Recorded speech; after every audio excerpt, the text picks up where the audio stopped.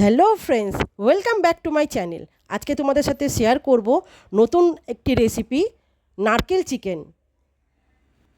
নারকেল দিয়ে কি তোমরা কখনো চিকেন বানিয়েছো? কি শুনে অবাক লাগছে তো? একঘেয়ে চিকেন কারি রেসিপি বাদ দিয়ে একটু অন্যরকমভাবে আজকে চিকেনের রেসিপি তোমাদের বানিয়ে দেখাবো। এই চিকেনের রেসিপি তোমরা যে কোনো স্পেশাল দিনে তৈরি করে নিতে পারো। তো চলো দেরি না করে শুরু করা যাক। এখানে 1 কিলো চিকেনটাকে ধুয়ে রেখেছি। আবারও 2 চামচ ভিনিগার দিয়ে ভালো করে এটাকে ধুয়ে জল ঝরিয়ে রাখবো। ভিনিগার দিয়ে চিকেন ধুলে কোনো আষ্টানো গন্ধ হয় না। আমি গ্যাসে নিয়ে নেবো একটা কড়াই ভালো করে গরম করে এতে নিয়ে নেবো বেশি করে সাদা তেল। হিট করে নেব। এটাকে ধুয়ে রেখেছিলাম, এগুলোকে আমরা ভালো করে একটু ভেজে নেবো। নুন হলুদ কিচ্ছু দেবো না, তার আগে ভালো করে একটু লাল লাল করে আমরা ভেজে নেব, গ্যাস ফ্লেম জোর করে। সময় লাগবে না, 3 থেকে 4 মিনিট ভাজলেই এটা একটা দেখবেন ব্রাউনিশ কালার হয়ে যাচ্ছে। তখনই আমরা চিকেনগুলোকে বার করে নেব। দেখছেন চিকেনগুলো কত সুন্দর কালার এসছে। আমরা সব কটাকে চিকেনগুলোকে বার করে নিচ্ছি। কিন্তু এখানে চিকেনটাকে কোনো রকমে ম্যারিনেট করিনি। চিকেনগুলো প্রায় আমাদের তোলা হয়ে গেছে। রেসিপি করার জন্য আমি নিয়ে নিয়েছি 300 গ্রাম পেঁয়াজ, আদা, রসুনের পরিমাণ একটু বেশি নিয়েছি, 4-5টা কাঁচা লঙ্কা, আর নিয়েছি নারকেল। প্রথমে পেঁয়াজটাকে আমরা মিক্সিতে গ্রেট করে নিয়েছি। যেই চিকেনের তেলটা বেরিয়েছিল ওই তেলে আমি গোটা গরম মশলা আর 2টো শুকনো লঙ্কা ফোড়ন দিয়ে একটু চটপটা করে তারপরে যে পেঁয়াজ বাটাটা ছিল বাটাটাকে তেলের মধ্যে দিয়ে দেবো। দিয়ে প্রায় 3 থেকে 4 মিনিট ভালো করে ভাজবো, যতক্ষণ পেঁয়াজের যে জল ভাবটা না শুকিয়ে যায় আর এর ব্রাউনিশ কালারটা যতক্ষণ না আসে। পাচ্ছেন পেঁয়াজের কালারটা ব্রাউন হয়ে এসে এখানে দিয়ে দেবো আদা রসুন পেস্ট আর কাঁচা লঙ্কা পেস্ট দিয়ে আবারও মশলাটাকে ভালো করে কষাবো। কষানো হয়ে গেছে, এবার আমাদের আসছে স্পেশাল নারকেল বাটা মশলা। এটা দিয়েই আজকের আমাদের চিকেন। দিয়ে দেবো নারকেল বাটার একটু জলটা ধুয়েও দিয়ে দেবো। দিয়ে এটাকে 3 থেকে 4 মিনিট ভালো করে কষাবো। দিয়ে দেবো লঙ্কা গুঁড়ো, অল্প হলুদ গুঁড়ো আর জিরে গুঁড়ো। বেশি মশলা ইউজ করব না।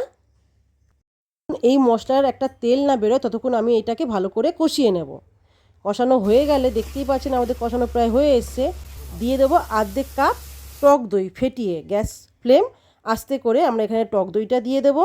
দিয়ে আবারও ভালো করে টক দইটা মশলার সঙ্গে ভালো করে মিশিয়ে নেব। প্রায় 1 থেকে 1.5 মিনিট সময় লাগে। দেখতেই পাচ্ছেন আমাদের যে চিকেন ভাজা আছে ওইগুলোকে এবারে ঢেলে দেবো।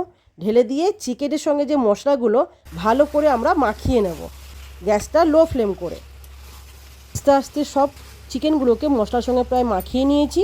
এবারে উপর থেকে দিয়ে দেবো 2 থেকে 3টে কুচনো টমেটো আর কাঁচা লঙ্কা দিয়ে আবারও ভালো করে অল্প নুন দিয়ে ভালো করে আবারও মিশিয়ে একটু গরম মশলা দেব। দিয়ে ভালো করে হালকা করে নাড়িয়ে চড়িয়ে একটু আমরা ঢেকে রেখে দেবো 3 থেকে 4 মিনিট লো করে। চিকেনটা যেহেতু আগে থেকে ফ্রাই করা আছে তাই এখানে বেশি সময় লাগবে না কষাতে। এখানে দেখতেই পাচ্ছেন ঢাকনা খুলে প্রায় 5 মিনিট হয়ে গেছে, আমাদের পুরো সাইড থেকে তেল ছেড়ে নিয়েছে। কী সুন্দর দেখতে লাগছে।